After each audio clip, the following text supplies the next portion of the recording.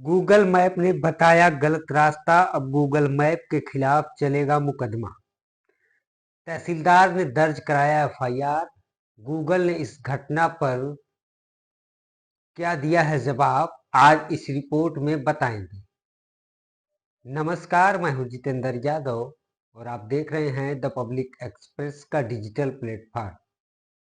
उत्तर प्रदेश के बरेली में रविवार को हुए कार हादसे के मामले में लोक निर्माण विभाग के 4 लोगों के खिलाफ नामजद मुकदमा दर्ज किया गया है। पुलिस को दी गई तहरीर में गूगल मैप के क्षेत्रीय प्रबंधक को भी जिम्मेदार बताया गया है। रविवार की सुबह एक लापरवाही की वजह से कार सवार 3 युवकों की मौत हो गई। ऐसा माना जा रहा है कि ये युवक गूगल मैप को देखकर एक पुल पर चढ़ गए। यह पुल अभी पूरी तरह से तैयार नहीं था और कार आगे जाकर सीधा नीचे गिर गई। इस मामले में गूगल मैप के क्षेत्रीय प्रबंधक के खिलाफ भी मुकदमा दर्ज करने की मांग की गई है। इस बीच गूगल के प्रवक्ता ने कहा कि वो इस मामले की जांच में सहयोग करेंगे। दातागंज के नायब तहसीलदार ने इस मामले में मुकदमा दर्ज कराया है। 2 सहायक अभियंताओं अभिषेक कुमार और मोहम्मद आरिफ के अलावा 2 अवर अभियंता महाराज सिंह और अजय गंगवार को नामजद किया गया है। तहरीर में आरोप है कि लोक निर्माण विभाग के इन अधिकारियों ने जानबूझकर पुल के दोनों किनारों पर मजबूत बैरिकेडिंग बैरियर या रिफ्लेक्टर बोर्ड नहीं लगवाए और न ही रोड के कटे होने की सूचना के बोर्ड वगैरह लगवाए गए।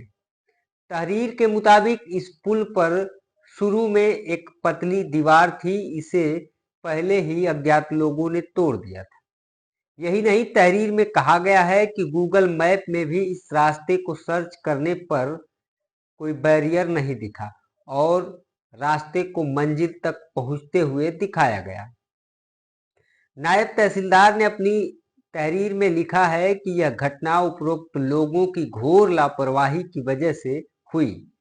इसलिए अनुरोध है कि लोक निर्माण विभाग के उपरोक्त अधिकारियों, गूगल मैप्स के क्षेत्रीय प्रबंधक और अज्ञात ग्रामीणों के खिलाफ संबंधित धाराओं में मुकदमा दर्ज करते हुए कार्रवाई की जाए। हालांकि दातागंज के थाना प्रभारी गौरव बिश्नोई का कहना है कि जांच चल रही है। अगर गूगल मैप वाले कसूरवार होंगे तो उनको भी अभियुक्त बनाया जाएगा। अभी फिलहाल गूगल के अधिकारियों को एफआईआर में नामजद नहीं किया गया है। वहीं इस घटना के जवाब में गूगल के प्रवक्ता ने कहा कि मारे गए लोगों के परिवार वालों के प्रति हमारी पूरी सहानुभूति है। हम लोग संबंधित अधिकारियों के साथ काम कर रहे हैं और जांच में अपना सहयोग कर रहे हैं। मरने वालों में 30 साल के नितिन कुमार और उनके चचेरे भाई अमित कुमार और अजीत कुमार हैं। नितिन और अमित फर्रुखाबाद के रहने वाले थे, वहीं अजीत उनके दूर के रिश्तेदार लगते थे। वे मैनपुरी के रहने वाले थे।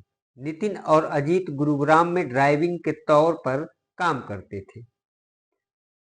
ये तीनों ही लोग गुरुग्राम से निकले थे और बदायूं के दातागंज की तरफ से रामगंगा पुल पर चढ़े थे। हादसे में मारे गए तीनों युवक पारिवारिक शादी में बरेली के फरीदपुर जा रहे थे। नितिन के मामा राजेश कुमार ने बताया कि ये लोग उनके यहाँ शादी में आ रहे थे। इससे पहले ये लोग बदायूं में एक शादी में शामिल हुए थे। राजेश कुमार ने कहा कि ये लोग सही रास्ते की तलाश में मोबाइल नेविगेशन जब ये लोग बरेली के फरीदपुर थाना क्षेत्र के खलपुर गांव के पास रामगंगा पुल पर पहुंचे तो नीचे गिर गए। परिवार वालों का कहना है कि शायद नेविगेशन सिस्टम ने भी इस बात के लिए आगाह नहीं किया कि आगे रामगंगा का पुल टूटा हुआ है। हादसे के बाद जब लोगों ने नेविगेशन सिस्टम चेक किया तो उनको भी रास्ता साफ दिखाई दे रहा था।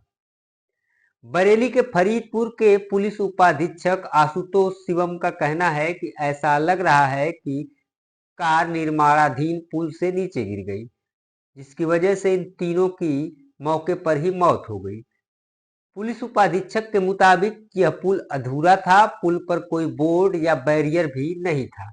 इसकी वजह से तेज गति से आ रही उनकी कार नीचे नदी में गिर गई। हालांकि समाचार एजेंसी पीटीआई की एक रिपोर्ट के मुताबिक इस पुल का एक हिस्सा बाढ़ की वजह से गिर गया था। इसके बाद इस पर लोगों का आना जाना बंद हो गया था। इसकी कोई चेतावनी भी नहीं दी गई थी। इसकी वजह से हादसा हुआ।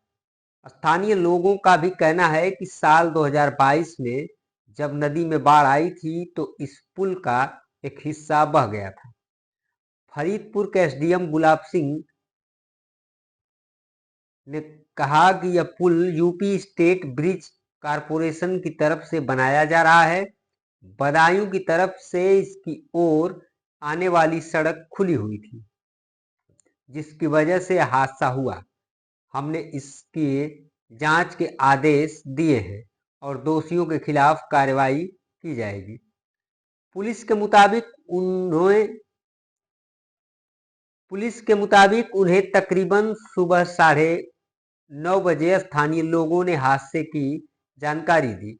हालांकि ऐसा लगता है कि यह हादसा भोर में हुआ है। घटनास्थल पर मौजूद स्थानीय लोगों का कहना है कि पुल पर किसी भी तरह की कोई बैरिकेडिंग नहीं की गई थी।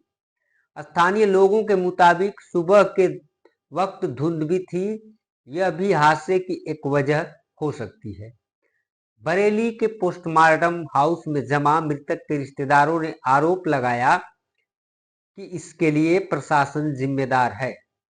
एक और रिश्तेदार मनोज कुमार सिंह का कहना है कि अगर प्रशासन पुल पर बैरिकेड लगा देता तो यह हादसा नहीं होता।